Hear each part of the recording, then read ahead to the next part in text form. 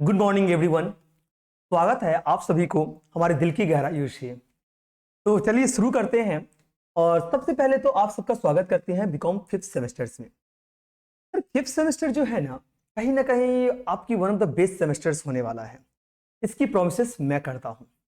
Sir कुछ लोग बोलते हैं ये बहुत लेंदी सेमेस्टर्स है, बहुत डिफिकल्ट होगा, इसमें चैप्टर्स बहुत ही ज़्यादा ये होंगे, जिसमें स्टूडेंट को समझने में काफ़ी प्रॉब्लम होगा। ऐसा कुछ नहीं है।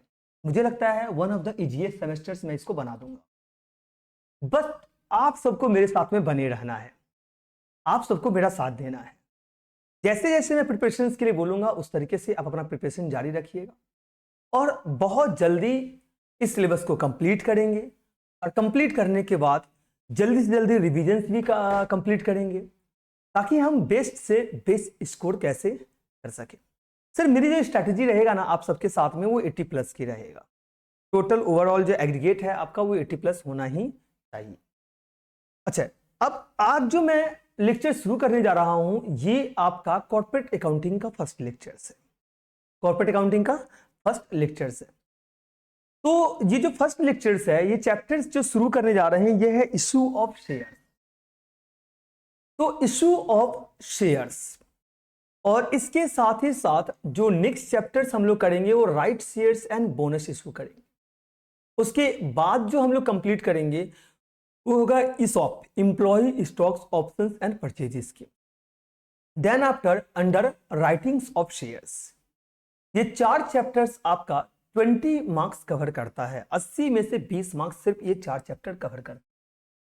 पहले इस चार को आपको कंप्लीट करना पड़ेगा। इसमें ऑप्शंस रहेंगे like under writing, issue of shares, bonus issue and right shares and आपका ईसॉप। इसमें से कोई 2 क्वेश्चंस आपको अटेम्प्ट करने हैं। जो न्यूमेरिकल्स आपका आएगा वो 5 मार्क्स का नहीं आएगा। अब जो न्यूमेरिकल्स आएगा वो 10 मार्क्स का। क्लियर कि नहीं है? इसको जब आप कंप्लीट करेंगे ना, इसके बाद जो नेक्स्ट चैप्टर्स आप शुरू करेंगे वो है valuation of goodwill and shares. Valuation of goodwill and shares आपको 10 मार्क्स कवर करेगा। Valuation of goodwill and shares कितना मार्क्स कवर करेगा? 10 मार्क्स कवर करेगा। देन आफ्टर आप जो कवर करेंगे वो है आपका buyback of shares and redemption of preference shares. तो बायबैक और रिडम्पशन ऑफ प्रेफरेंस शेयर्स में से कोई एक क्वेश्चन करना है, ये भी 10 मार्क्स कवर करेगा। देन आफ्टर आप कंपनी फाइनल अकाउंट्स करोगे। कंपनी फाइनल अकाउंट्स में कोई ऑप्शंस नहीं होगा। देन आफ्टर आप रिडम्पशन ऑफ डिवेंचर्स करोगे, उसमें भी कोई ऑप्शंस नहीं होगा। और लास्ट में जो आप करोगे ये है अमलगमेशन। क्या है बच्चों? अमलगमेशंस एंड कैपिटल रिडक्शंस। इन 2 में से कोई एक करना है जो कि 15 मार्क्स कवर करेगा। सर ऑप्शन सब में मिलेगा सिर्फ 2 चैप्टर को छोड़ करके, एक कंपनी फाइनल अकाउंट और दूसरा आपका रिडम्पशन ऑफ डिवेंचर्स। ये 25 मार्क्स में आपको कोई ऑप्शंस नहीं रहेंगे, ये कंपलसरी है, आपको करने ही पड़ेंगे। अगर आप इसको अटेम्प्ट नहीं करते हो तो कहीं ना कहीं आपका नुकसान होगा। बाकी जो अमेलगमेशंस है या कैपिटल रिडक्शंस है उसमें से कोई एक करना है, वो 15 मार्क्स कवर करेगा। Valuation of goodwill and shares में से कोई एक करना है। मैं तो पूरा ही करवाऊंगा, अब आपके ऊपर डिसीजन है, जो आपको करके सबको जाना है। हो सकता है जो आप कोई एक क्वेश्चन अटेम्प्ट करो जो आपको आ रहा हो। और उसके बाद जो मैंने आपको ये बोला बायबैक और रिडम्पशन ऑफ प्रेफरेंस शेयर, इसमें से भी कोई एक ही करना है आपको। लेकिन अभी जो मैं बताने जा रहा हूं इशू ऑफ शेयर्स जो है, जो मैं बताने जा रहा हूं आपको bonus and right shares, underwriting of shares and debentures and ESOP, employ stocks options and purchase schemes, ये पूरा का पूरा कंप्लीट करना है। प्रोसेस वाइज जाना है। जैसे मैं बोल रहा हूं तरीका वही आपका होना चाहिए। तो चलिए आज पहला लेक्चर्स हम शुरू कर रहे हैं। और ये जो लेक्चर्स है ये है issue of share forfeiture and re issue. और ये चैप्टर टोटल जो आपका मार्क्स देता है ये देता है 10। यहां से आपको टोटल 10 मार्क्स मिलेंगे। मैं रिपीट कर दे रहा हूं, यहां से आपको टोटल 10 मार्क्स मिलेंगे। 10 मार्क्स का यहां से आपका न्यूमेरिकल्स आएगा। 10 मार्क्स का क्या आ जाएगा? आपका न्यूमेरिकल्स आ जाएगा। जब हम बात करते हैं इशू ऑफ शेयर्स का, तो ये क्या है? A company divide it's capital into small units and each these units is called a shares. When you by shares you become a part owner of the company. Each share has a certain fixed value known as nominal or face value, which is printed of the share certificates. Sir एक simple word में बताओ ये एक चीज क्या है? Share issue करना एक प्रोसेस है जिसमें कंपनी अपने ओनरशिप्स के हिस्से को इन्वेस्टर्स में बेचती है ताकि वो कंपनी में पैसे इन्वेस्ट कर सके। ये शेयर्स जो कंपनी के कैपिटल का एक हिस्सा होता है, क्योंकि हम यूनिट्स की बात कर रहे हैं, एक हिस्सा होता है, इन्वेस्टर्स को ओनरशिप राइट देता है। जब आप किसी कंपनी के शेयर्स खरीदते हैं तो आपको उस कंपनी की ओनरशिप राइट मिल जाता है। जैसे कि आप बोल सकते हो जो आपको प्रॉफिट में हिस्सा मिल गया जिसे हम डिविडेंड के रूप में देखते हैं, या आपको वोटिंग राइट मिल जाता है, यानी कि आप ये सिलेक्ट कर सकते हो किसको अपॉइंट करना है और किसको हटाना है। यानी ये कहीं ना कहीं आपके लिए एक बहुत ही इंपॉर्टेंट पार्ट बन जाता है। अब सबसे बड़ी बात ये आता है जब हम किसी को शेयर बेचते हैं तो शेयर बेचने का प्रोसेस क्या होता है। तो इसके लिए सबसे पहले हमें यह निकालना पड़ता है जो कितना नंबर ऑफ शेयर हमें इशू करना है, और ये हमें दिखाई देता है ऑथराइज शेयर कैपिटल को ध्यान में रखते हुए जो हमें इतना शेयर इशू करना है जिससे हम इतना कैपिटल लेकर के आ सकते हैं। तो इसके लिए आपको यह भी जानना है जो नंबर ऑफ शेयर कितना होना चाहिए। तो कैसे निकालेंगे आप? टोटल कैपिटल को डिवाइड कर देंगे इनविजिबल यूनिट्स। ये इनविजिबल यूनिट्स क्या होता है? आपने जब एक शेयर्स की कीमत तय किया होगा, उस एक शेयर्स की कीमत 1 रुपया भी हो सकता है, उस एक शेयर की कीमत 2 रुपया भी हो सकता है, 5 भी हो सकता है, 10 भी हो सकता है, 20 भी हो सकता है, 30 भी हो सकता है, लेकिन उस शेयर की कीमत 17 या 16 रुपया नहीं हो सकता है। यानी वो जो मल्टीप्लिकेशन होगा वो 5 के मल्टीप्लिकेशन में ही जाएगा, 1 to 5 इस तरीके से ही वो होते चला जाएगा। तब टोटल कैपिटल को आप डिवाइड कर देंगे इनविजिबल यूनिट से, तो आपका क्या निकल जाएगा? एक यूनिट से जब डिवाइड कर देते हैं ना तो आपको नंबर ऑफ शेयर्स निकल जाता है। नंबर ऑफ शेयर्स जब आपको निकल जाता है, जैसे मान लो जो हमारा टोटल कैपिटल हमें जो लेकर के आना है पब्लिक के जरिए वो 1 लाख रुपया लेकर के आना है, और एक शेयर्स का कीमत हमने तय कर लिया है 10 रुपया, तो 1 लाख को ₹10 से डिवाइड कर देंगे तो नंबर ऑफ शेयर्स निकल जाएगा 10,000। अब हमें क्या करना है ना, इस 10,000 शेयर्स को छोटे छोटे टुकड़े में सारे इन्वेस्टर्स के बीच में बांट देना है। अब कोई इन्वेस्टर्स उसमें से 500 शेयर लेगा, कोई इन्वेस्टर 100 शेयर लेगा, कोई 200 शेयर लेगा। जो 500 शेयर लेगा उस 500 शेयर्स को 10 से मल्टीप्लाई कर देंगे, यानी उससे हमें कितना मिल गया? 500 इंटू 10 मिल गया, 5,000 मिल गया। कोई 2,000 शेयर्स लेगा तो 2,000 इंटू 10 से मल्टीप्लाई कर देंगे, 20,000 रुपये मिल गया। कोई 3,000 शेयर लेगा तो 3,000 इंटू 10 से मल्टीप्लाई कर देंगे, हमें 30,000 रुपया मिल गया। तो यही मैं बोल रहा हूं, ये बेसिकली क्या होता है, छोटे छोटे हिस्सों में हम बांट देते हैं और फिर उनसे पैसे लेते हैं, और तब जाकर के फिर कंपनी के डायरेक्टर्स के द्वारा ये डिसाइड किया जाता है जो हम उन्हें अपने कंपनी की शेयर होल्डर्स बनाएंगे कि नहीं बनाएंगे। इसके लिए कंपनी मीटिंग्स बुलाती है, क्लियर कि नहीं है, जिसमें डायरेक्टर पार्टिसिपेट करते हैं और वो डिसाइड करते हैं कि इसको शेयर अलॉट करना है कि नहीं करना है। अगर कंपनी को ये लगता है, जो उसमें डायरेक्टर्स हैं उन्हें ये लगता है जो इन्हें हम अब शेयर होल्डर्स नहीं बनाने हैं, तो उनकी जो एप्लीकेशन मनी है ना उसको वो रिफंड कर देते हैं। अगर उन्हें ये लगता है जो इन्होंने अगर 5 शेयर के लिए अप्लाई किया है तो इसको 3 शेयर देना है, तो वो प्रोपोर्शनेट में क्या कर देते हैं, उसकी जो 2 शेयर्स की एप्लीकेशन मनी एक्स्ट्रा पैसा वो रिसीव कर चुके हैं उसको नेक्स्ट इंस्टॉलमेंट में एडजस्ट कर देते हैं। तो कई तरीके की प्रक्रिया से होकर गुजरना पड़ता है, तब जाकर के आपका शेयर्स क्लियर होता है। अब मैं बात कर रहा हूं types of share issue. Types of shares issue में जो पहला जो आता है, क्लासेस ऑफ शेयर्स की बाद में कुछ देर बाद में बात करूंगा। पहले मैं बात करता हूं types of share issue. Share issue करने के जो पहला प्रोसेस है वो है आईपीओ, जिसे हम इनिशियल पब्लिक ऑफरिंग बोलते हैं। यह तब होता है जब एक पब्लिक कंपनी पहली बार पब्लिक में अपना शेयर्स ऑफर करता है। जैसे जब जोमेटो ने आईपीओ लॉन्च किया तो पहली बार वो इन्वेस्टर्स को जोमेटो को शेयर खरीदने का मौका दिया, यानी कि कंपनी फ्रेश शेयर किसके पास में लेके जा रहा है? पब्लिक के पास में लेके जा रहा है, तो इसे हम आईपीओ बोलते हैं। आईपीओ के लिए कोई भी अप्लाई कर सकता है, एक रिटेल इंडिविजुअल इन्वेस्टर्स भी अप्लाई कर सकता है, एक फाइनेंशियल इंस्टीट्यूशनल इन्वेस्टर्स भी कर सकता है, कोई अंडर राइटर्स भी अप्लाई कर सकता है। जब आईपीओ समझ में आ गया है तो देन आईपीओ के बाद जो नेक्स्ट हमारा आता है ये आता है राइट इशू। राइट इशू क्या है?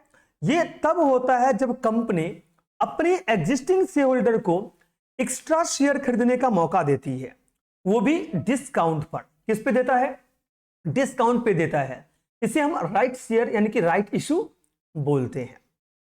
लाइक रिलायंस इंडस्ट्रीज ने अपने एग्जिस्टिंग शेयर होल्डर्स को एक राइट इशू दिया था, आपको याद होगा, जिसमें उन्होंने नए शेयर डिस्काउंट पर इशू किया था, खरीदने का मौका देता है। यानी पब्लिक के पास में जाने से पहले जो ऑलरेडी हमारे कंपनी के शेयर होल्डर्स हैं उसको हम डिस्काउंट में शेयर खरीदने की मौका देते हैं।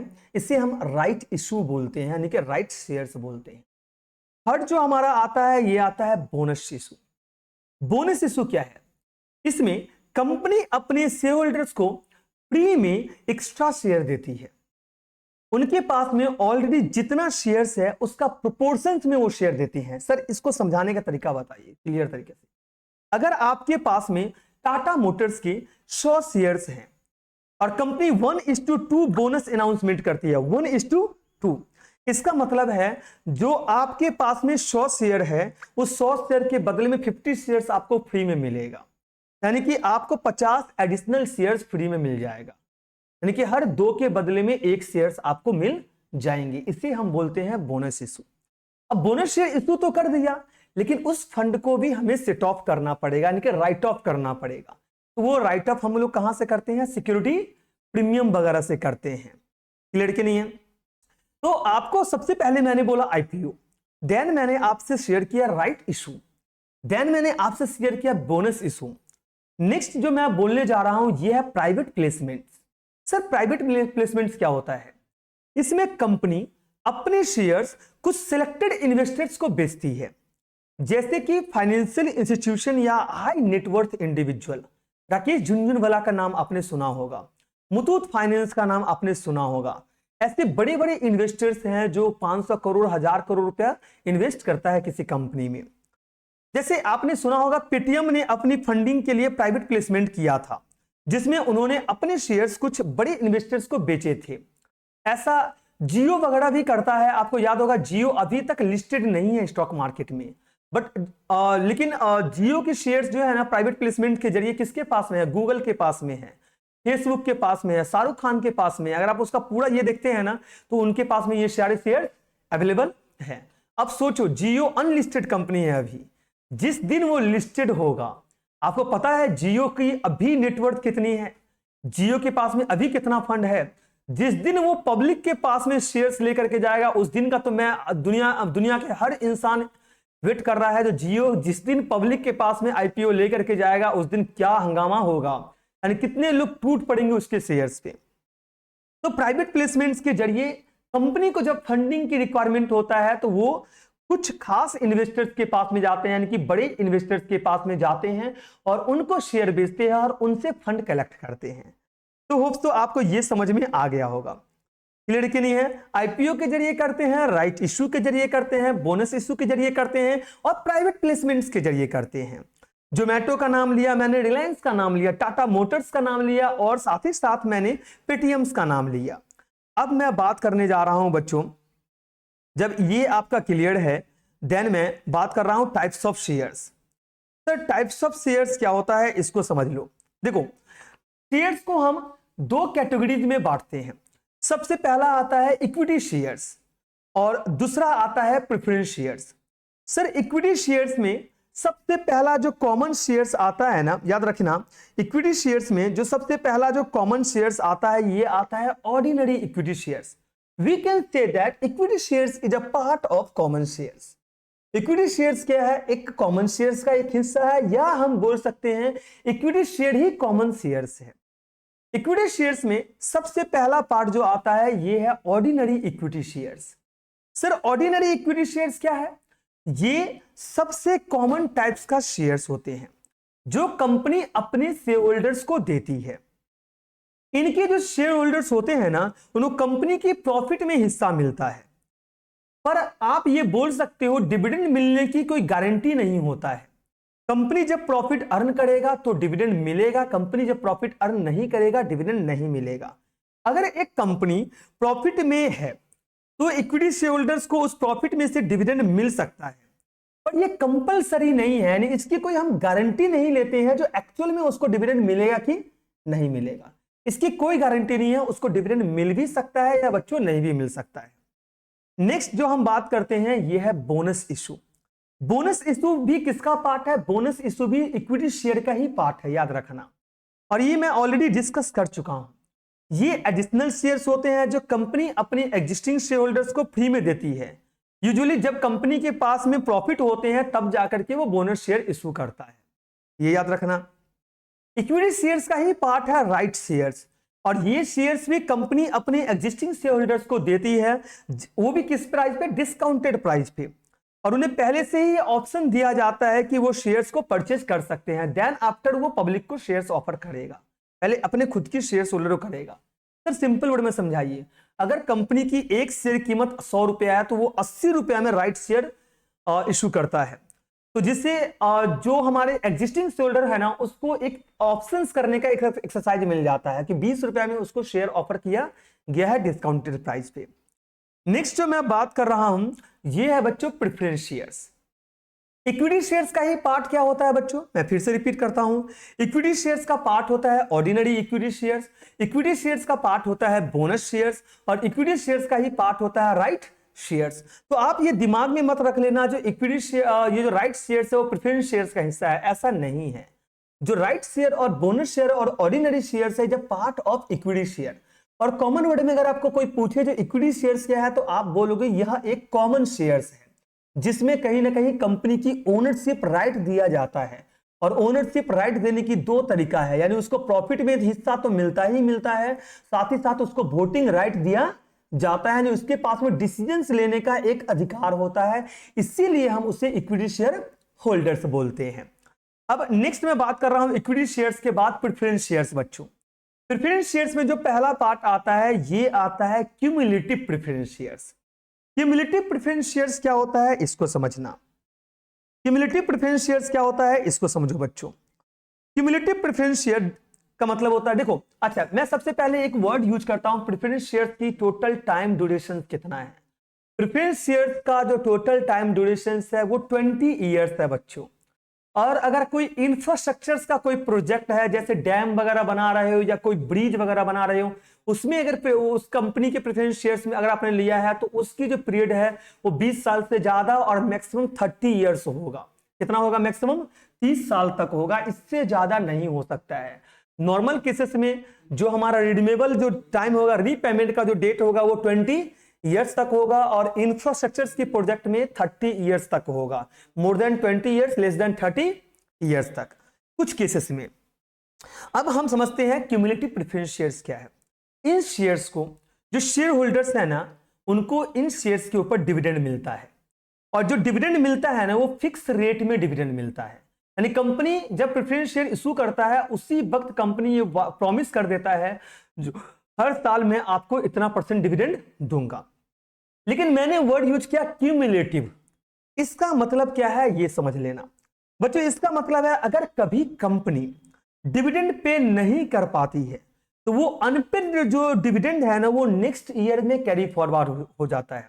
सपोज मान लो इस साल आपको 10 रुपया डिविडेंड मिलने वाला था, बट कंपनी ने आपको इस साल डिविडेंड नहीं दिया, तो अगले साल जो डिविडेंड देगा ना तो इस साल का डिविडेंड अगले साल के डिविडेंड से ऐड हो जाएगा, यानी 10 रुपया प्लस 10 रुपया, यानी कि अगले साल आपको 20 रुपया डिविडेंड के रूप में मिलेगा। तो इसे हम बोलते हैं क्यूमुलेटिव प्रेफरेंस शेयर्स। क्या बोलते हैं? Cumulative preference shares. कोई दिक्कत है यहां तक? अब इसके बाद जो हमारा आता है क्यूमुलेटिव के बाद ये आता है नॉन क्यूमुलेटिव प्रेफरेंस शेयर्स। इन शेयर्स की जो शेयर होल्डर्स होते हैं उनको सिर्फ करंट ईयर की प्रॉफिट के ऊपर ही डिविडेंड मिलता है।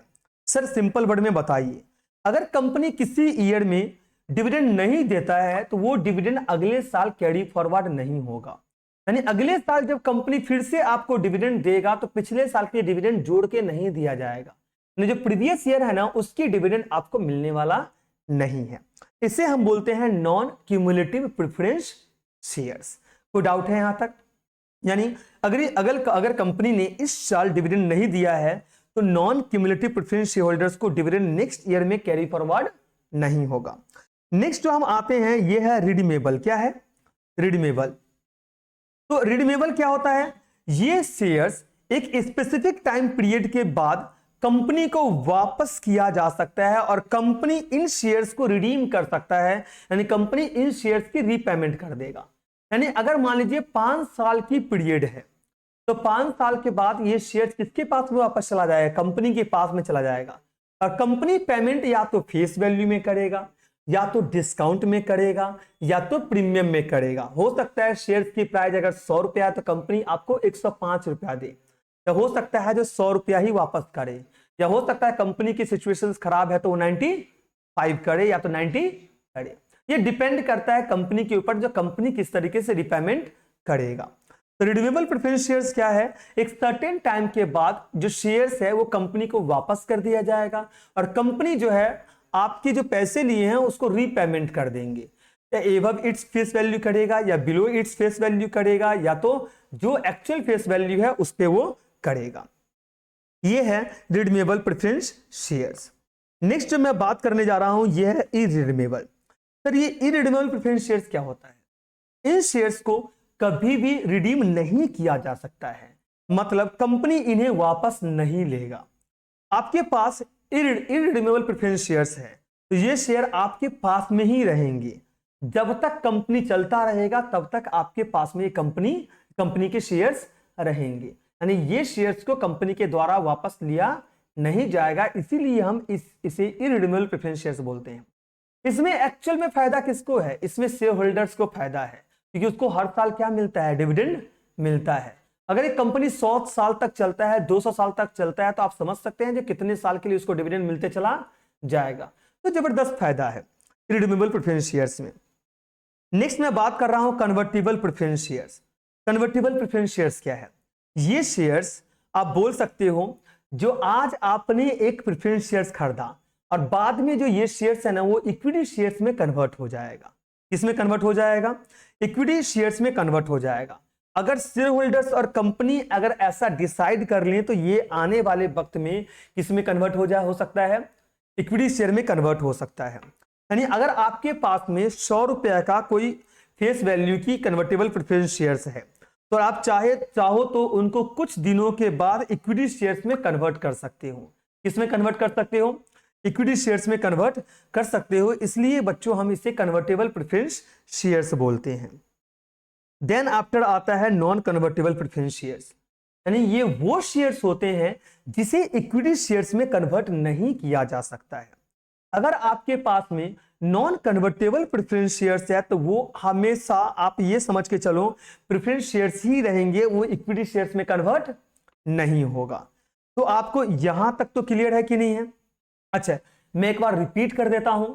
जो इक्विटी शेयर्स है उसमें ऑर्डिनरी शेयर्स आते हैं, उसमें हमारा बोनस शेयर्स आता है और राइट शेयर्स आते हैं। और वी कैन से दैट अगर एडिशनल कुछ मैं जोड़ता हूं तो हम बोल सकते हैं स्वेट इक्विटी शेयर भी उसमें आ सकता है। स्वेट इक्विटी शेयर्स भी किसका पार्ट है? कहीं ना कहीं इक्विटी शेयर्स का ही पार्ट है। लेकिन प्रेफरेंस शेयर्स की बात करता हूं तो उसमें क्यूमुलेटिव आएगा, नॉन क्यूमुलेटिव आएगा, कन्वर्टिबल आएगा, नॉन कन्वर्टिबल आएगा, रिडीमेबल आएगा और इरिडीमेबल आएगा। क्लियर कि नहीं है? अच्छा, डिफर्ड शेयर्स क्या होता है ये भी समझ लेना।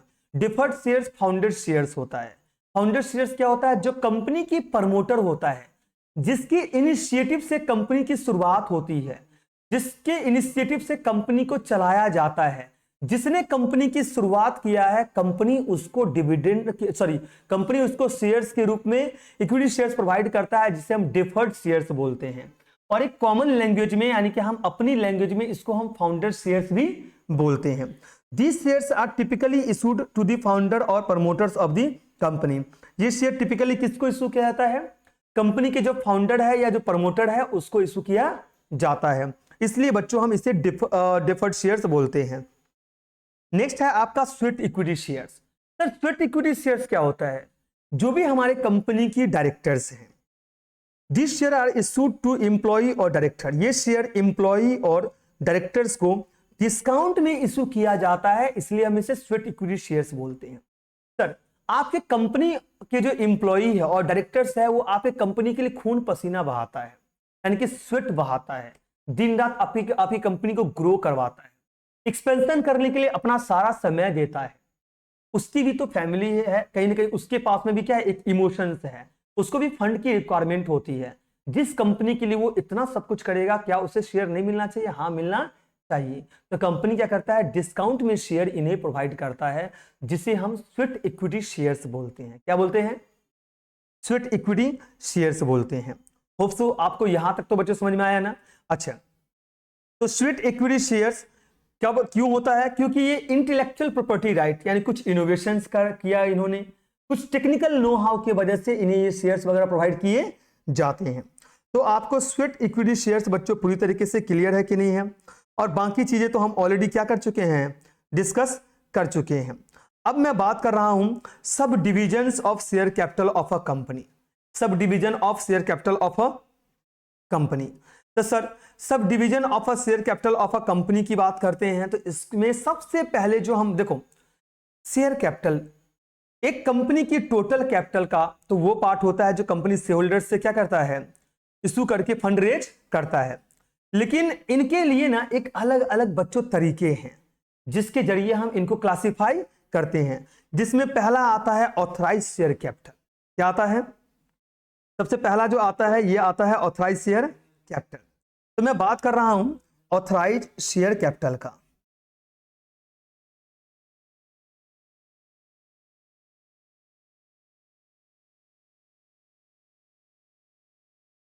ऑथराइज शेयर कैपिटल, आप ये बोल सकते हो ये वो मैक्सिमम अमाउंट है जो एक कंपनी लीगली इशू कर सकती है। किसको? अपने शेयर होल्डर्स को। आप इसे नॉमिनल शेयर कैपिटल भी बोल सकते हो, आप इसे रजिस्टर्ड शेयर कैपिटल भी बोल सकते हो। अगर एक कंपनी की ऑथराइज कैपिटल 10 करोड़ है तो वो उससे ज्यादा शेयर इशू नहीं कर सकता है, यानी वो मैक्सिमम जो फंड रेज करेगा वो 10 करोड़ तक ही करेगा। और आप ये बोल सकते हो जो ये जो रजिस्टर्ड रहेगा ये कहीं ना कहीं कहां पर हमें रिकॉर्ड करना पड़ेगा, मेमोरेंडम ऑफ एसोसिएशन में, यानी कंपनी के पास में इससे ज्यादा फंड रेज करने का लीगल राइट नहीं है, इसलिए हम इसे ऑथराइज्ड शेयर कैपिटल बोलते हैं, और हम इसे रजिस्टर्ड शेयर कैपिटल बोलते हैं, और इसे हम नॉमिनल शेयर कैपिटल बोलते हैं। क्लियर कि नहीं है? दूसरा, ऑथराइज्ड शेयर कैपिटल के बाद जो आता है ये आता है इशूड शेयर कैपिटल। ये आता है बच्चों इशूड शेयर कैपिटल। सर, ये इशूड शेयर कैपिटल क्या होता है? ये वो अमाउंट है जो कंपनी ने अब तक अपने ऑथराइज कैपिटल में से इशू किया है। किसमें से इशू किया है? जैसे ऑथराइज शेयर कैपिटल हमारा 10 करोड़ है, तो हमने जो इशू किया है बच्चों, ये मान लो हमने 6 करोड़ इशू किया।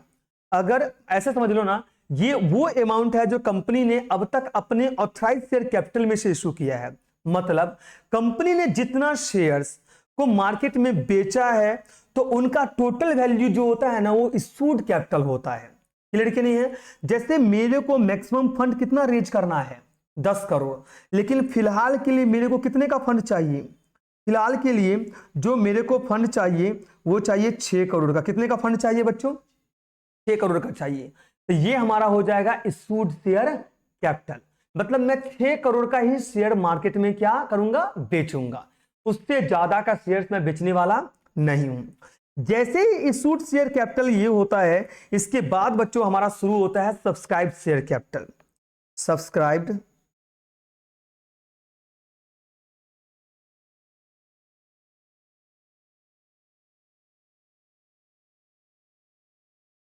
सर, सब्सक्राइब शेयर कैपिटल क्या होता है?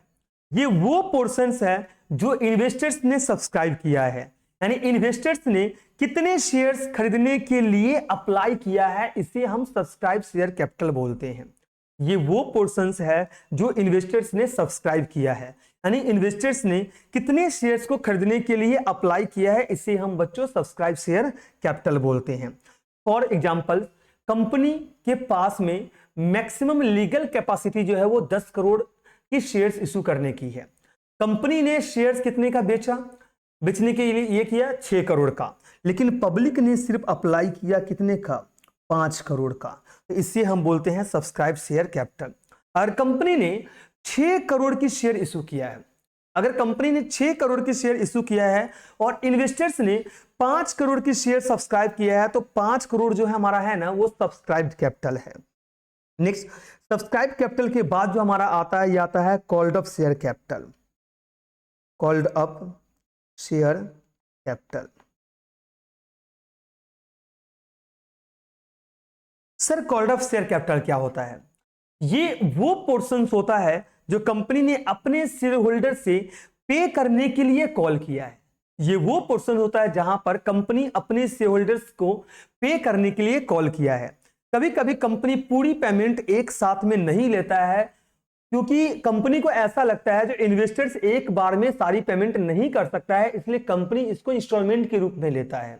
जिसे आप पहली जो एप्लीकेशंस के वक्त में जब शेयर्स के लिए आप अप्लाई करते हो, तो उसमें जब एप्लीकेशन रिसीव करता है उस वक्त पहले इंस्टॉलमेंट होता है, फिर अलॉटमेंट के वक्त में होता है, फिर फर्स्ट कॉल, फिर सेकेंड कॉल या फाइनल कॉल, या तो सेकेंड एंड फाइनल कॉल, या तो एक ही बार में कॉल मनी ले लेता है लास्ट में।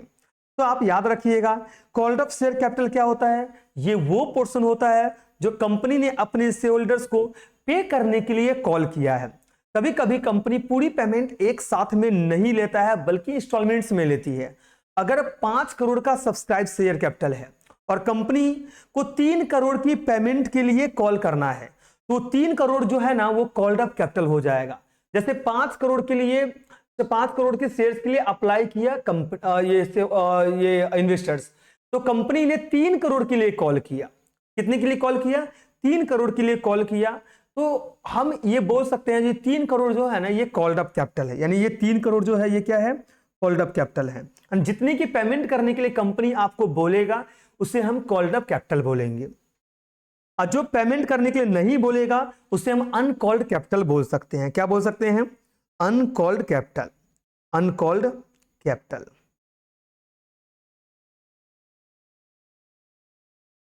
ओके, अब ये समझ में आ गया अनकॉल्ड कैपिटल क्या होता है।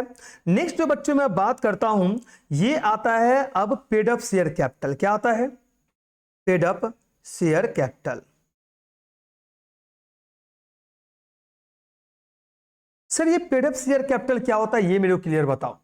ये वो अमाउंट है जो शेयर होल्डर्स ने कंपनी को एक्चुअल में पे कर दिया है। ये वो अमाउंट है जहां पर शेयर होल्डर्स ने कंपनी को एक्चुअल में पे कर दिया है। यानी आप ये बोल सकते हो ये कॉल्ड अप कैपिटल का ही एक हिस्सा है जो शेयर होल्डर्स ने दे दिया है। अगर 3 करोड़ का कॉल्ड अप कैपिटल है और शेयर होल्डर्स ने 2.5 करोड़ पे कर दिया, मैं रिपीट कर रहा हूं, 3 करोड़ का कॉल्ड अप कैपिटल है, लेकिन शेयर होल्डर्स ने कितने का पेमेंट किया है? 2.5 करोड़ का पेमेंट किया है। तो जो 2.5 करोड़ है ना, ये हो जाएगा आपका पेड अप शेयर कैपिटल। ये 2.5 करोड़ क्या हो जाएगा? Paid up share capital. याद रखना, जितना कॉल किया गया था, यानी कंपनी ने बोला था पेमेंट करने के लिए, क्या बोला था कंपनी? पेमेंट करने के लिए, उसमें से जितने की पेमेंट शेयर होल्डर्स के द्वारा कर दिया गया है उसे हम पेड अप शेयर कैपिटल बोलते हैं। और अनकॉल्ड शेयर कैपिटल क्या होता है? ये वो पोर्शन होता है जो अभी तक शेयर होल्डर से पे करने के लिए कॉल नहीं किया गया है। यानी मैं इस 2 करोड़ की बात कर रहा हूं। ये 2 करोड़ क्या है? अनकॉल्ड शेयर कैपिटल होता है। क्या होता है बच्चों? अनकॉल्ड शेयर कैपिटल होता है। तो आपको यहां तक समझ में आ गया। नेक्स्ट आता है रिजर्व शेयर कैपिटल। नेक्स्ट आता है reserve share capital. Sir reserve share capital क्या होता है, इसको समझो। रिजर्व शेयर कैपिटल एक ऐसा कंसेप्ट है जिसमें कंपनी अपने ऑथराइज शेयर कैपिटल का एक हिस्सा रिजर्व कर लेता है। मैं रिपीट कर रहा हूं, और चलो ठीक है, एग्जांपल के जरिए समझाता हूं। मान लीजिए एक कंपनी का ऑथराइज कैपिटल कितना था? 10 करोड़ था। कंपनी ने 8 करोड़ का इशूड कैपिटल किया। कितने का इशूड कैपिटल किया? 8 करोड़। यानी कि ये कंपनी चाहती है जो हम 8 करोड़ का ही शेयर बेचेंगे। तो कंपनी और 2 करोड़ का शेयर्स कंपनी के पास में है कि नहीं है? है। कंपनी उस 2 करोड़ के शेयर्स को ना रिजर्व कैपिटल के रूप में रख लेगा, ताकि, यानी इसका मतलब ये है जो 2 करोड़ का जो शेयर्स है ना, वो तब तक शेयर होल्डर से नहीं मंगवाया जाएगा जब तक इमरजेंसी सिचुएशंस क्रिएट ना हो जाए। यानी आप ये बोल सकते हो कंपनी की जब लिक्विडेशन स्टेज आ जाता है, जब ऐसा लगता है जब अब कंपनी क्या होने वाला है, बंद होने वाला है, या कंपनी जब कभी भी रीस्ट्रक्चरिंग प्रोसेस करता है, यानी कंपनी अपने बिजनेस को नया बनाने की कोशिश करता है, उसमें कुछ बदलाव करता है, जिस वक्त कंपनी को फंड की रिक्वायरमेंट होती है, तो हम उसे रिजर्व शेयर कैपिटल बोलते हैं बच्चों। क्या बोलते हैं? Reserve share capital. तो होप सो आपको ये पूरा समझ में आ गया होगा जो रिजर्व शेयर कैपिटल क्या है। रिजर्व शेयर कैपिटल एक ऐसा कंसेप्ट है जिसमें कंपनी अपनी ऑथराइज शेयर कैपिटल का एक हिस्सा रिजर्व कर लेती है, जो कि इमरजेंसी सिचुएशंस में ही कॉल किया जाएगा, उससे पहले कॉल नहीं किया जाएगा। जैसे एक कंपनी बंद होने पे हो या लिक्विडेशंस के वक्त में उस फंड को मंगाया जाएगा। ये कैपिटल जो है ना, कंपनी अपने नॉर्मल बिजनेस ऑपरेशंस के लिए यूज नहीं करता है, बल्कि सिर्फ एक्सट्रीम सिचुएशन जब आएगा तभी ये शेयर होल्डर से मंगाएगा, अदरवाइज नहीं मंगाएगा। तो आपको यहां तक समझ में आ गया इक्विटी शेयर्स क्या होता है, प्रेफरेंस शेयर्स क्या होता है, और टाइप्स ऑफ शेयर कैपिटल्स क्या होता है, और साथ ही साथ हम जो नंबर ऑफ शेयर्स जो हमारे जो है वो क्या क्या आएगा, कैसे कैसे आएगा, इन सब के बारे में मैंने ये डिस्क्राइब कर लिया। अब जो मैं नेक्स्ट टॉपिक के बारे में बात कर रहा हूं वो समझना। अच्छा, ये तो आपको समझ में आ गया रिजर्व शेयर कैपिटल वगैरह। नेक्स्ट बच्चों जो मैं आपसे डिस्कस कर रहा हूं ये है types of subscriptions. Types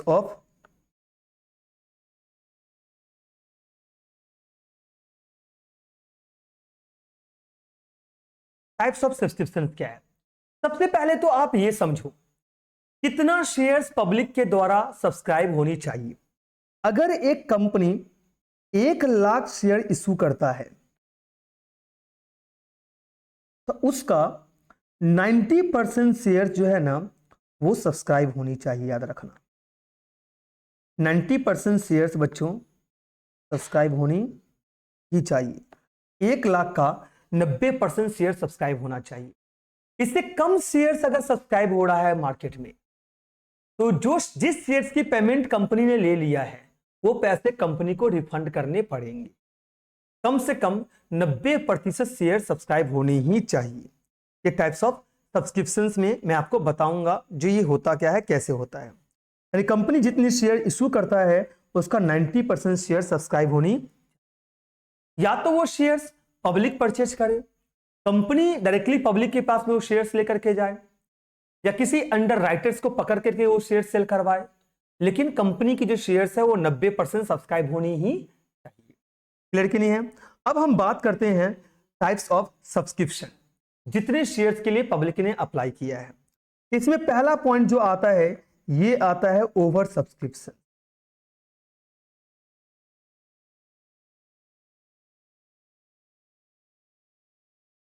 sir over subscription क्या होता है? ये तब होता है जब इन्वेस्टर्स की तरफ से शेयर्स की डिमांड कंपनी की अवेलेबल शेयर्स से ज्यादा होता है। मैं रिपीट कर रहा हूं, कंपनी के पास में जितना शेयर्स अवेलेबल है, इन्वेस्टर्स जो है ना उससे ज्यादा शेयर्स का डिमांड कर रहा है, तो हम इसे ओवर सब्सक्रिप्शन के रूप में देखते हैं। जैसे कंपनी ने इशू किया 1,00,000 शेयर्स, यानी कंपनी के पास में 1,00,000 शेयर्स ही अवेलेबल है, लेकिन जो सब्सक्राइबर यानी जो इन्वेस्टर्स है वो शेयर्स के लिए अप्लाई कर रहा है 1,50,000 शेयर्स के लिए अप्लाई कर रहा है, यानी 50,000 ज्यादा शेयर्स के लिए अप्लाई कर रहा है, तो हम इसे ओवर सब्सक्रिप्शन बोलते हैं। मतलब अगर कंपनी के पास में 1,00,000 शेयर इशू करने का राइट है या 1,00,000 शेयर इशू किया है, तो जो इन्वेस्टर्स है ना वो हमारा 1,50,000 शेयर्स के लिए अप्लाई किया है, तो ये क्या हो जाएगा, ये ओवर सब्सक्रिप्शन हो जाएगा। क्या हो जाएगा बच्चों? Over subscription. हालांकि ये बेसिकली कहीं ना कहीं अप्लाई होता है कैश रिच कंपनी, जैसे आप बोल सकते हो रिलायंस हो गया या अडानी जैसे कंपनी में ये केसेस आपको देखने को मिलेगा। अगर रिलायंस इंडस्ट्रीज ने अपने आईपीओ में 1,00,000 शेयर ऑफर किया तो 2,00,000 एप्लीकेशन वो रिसीव कर लेगा, या 5,00,000 एप्लीकेशन भी क्या कर सकता है वो रिसीव कर सकता है, तो ये ओवर सब्सक्रिप्शन होगा। इस केसेस में कंपनी के जो शेयर्स एलोकेट किया जाएगा उस वक्त इन्वेस्टर्स को कुछ ही शेयर्स मिलेंगे, सारे शेयर्स नहीं मिलेंगे। और आपने एक वर्ड सुना होगा प्रोराटा, तो ऐसे केसेस में ही क्या हो जाता है, प्रोराटा हो जाता है। जैसे आपने मान लीजिए 2 शेयर्स के लिए अप्लाई किया, तो कंपनी बोलेगा हम आपको सिर्फ 1 ही शेयर्स देंगे, हर 2 के बदले में मैं आपको 1 शेयर्स दूंगा। तो ये सारे केसेस आना शुरू होता है, तो हम बोल सकते हैं ओवर सब्सक्रिप्शन बी एक प्रोराटा का क्या है, एक हिस्सा है। बेसिकली ओवर सब्सक्रिप्शन में क्या होता है, पैसे रिफंड कर दिए जाते हैं। अब प्रोराटा में क्या होता है, पैसे एडजस्ट कर दिए जाते हैं। तो रिफंड करते हैं तो हमारा एंट्री क्या होता है, share application account debit to bank account. लेकिन जैसे ही हम उसको एडजस्ट करते हैं तो एंट्री बनता है share application account debit to share allotment account. तो ये हो जाता है प्रोराटा। तो pro rata is a part of over subscription, ये ध्यान देना। जब जितना ज्यादा शेयर्स के लिए आप अप्लाई करोगे, कंपनी बोलेगा नहीं, आपको प्रोपोर्शन में शेयर देंगे, यानी ए बाय बी की फॉर्म में देंगे। यानी अगर आपने 2 शेयर्स के लिए अप्लाई किया है तो हम आपको कितना शेयर देंगे, 1 शेयर देंगे। तो ये केसेस किसका आ जाएगा, ये केसेस आ जाएगा ओवर सब्सक्रिप्शन का। किसका केसेस आ जाएगा, ओवर सब्सक्रिप्शन का। नेक्स्ट जो मैं बात करता हूं ओवर सब्सक्रिप्शन के बाद बच्चों, ये आता है अंडर सब्सक्रिप्शन। क्या आता है,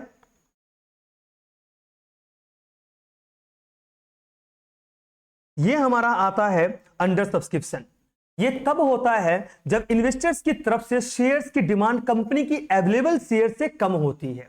मतलब अगर कंपनी 1 लाख शेयर इशू कर रही है तो इन्वेस्टर सिर्फ 50,000 शेयर्स के लिए ही एप्लीकेशन दिया है। यानी कितने शेयर्स के लिए एप्लीकेशन दिया है, सिर्फ 50,000 शेयर्स के लिए। तो ये अंडर सब्सक्रिप्शन की केसेस हो जाएगा। क्लियर है ना।